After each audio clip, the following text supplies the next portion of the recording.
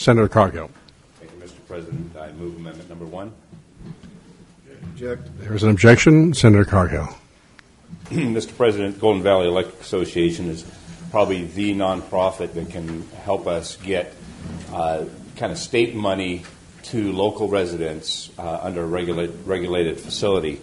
The storage in the interior is a huge issue for a variety of issues, but this one would help with electricity and would help probably with some of the funding for storage at the place where we have 2 refineries. Flint Hills just said yesterday that they're closing down one of their towers, and it's really the high cost of energy. And in the original version, there was $30 million, but this is a $15 million amendment because that whole 30 went out. This is saying, I know this can happen. It's about $9 or so million to actually do the engineering, planning, and implementation.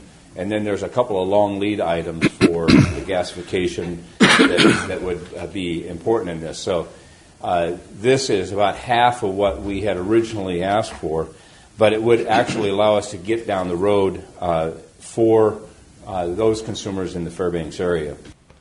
Senator Thomas. Unfortunately, they are, although working on the project as diligently and as quickly as they can, they're not ready to have that storage needed and put in place. They indicate by the end of this year they will potentially be ready, and obviously to move the project forward. And at that point in time, there's a long lead time for things to be ordered and put in place, and we saw that there was better uses of the money. Senator Coghill, on wrap-up. But I just plead for the Interior on this one. You know, we could not release this, that's true, until midsummer, but the planning could go based on this. And so I think it's a real-time issue.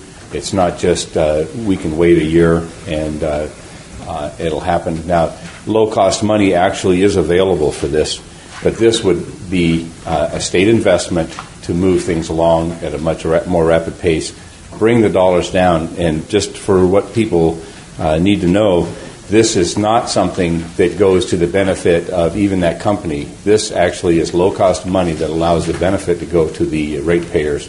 Shall amendment number 1 pass the Senate? The senators may proceed to vote. Tally the vote. 4 yeas, 16 nays. And so amendment number 1 has failed to pass the Senate.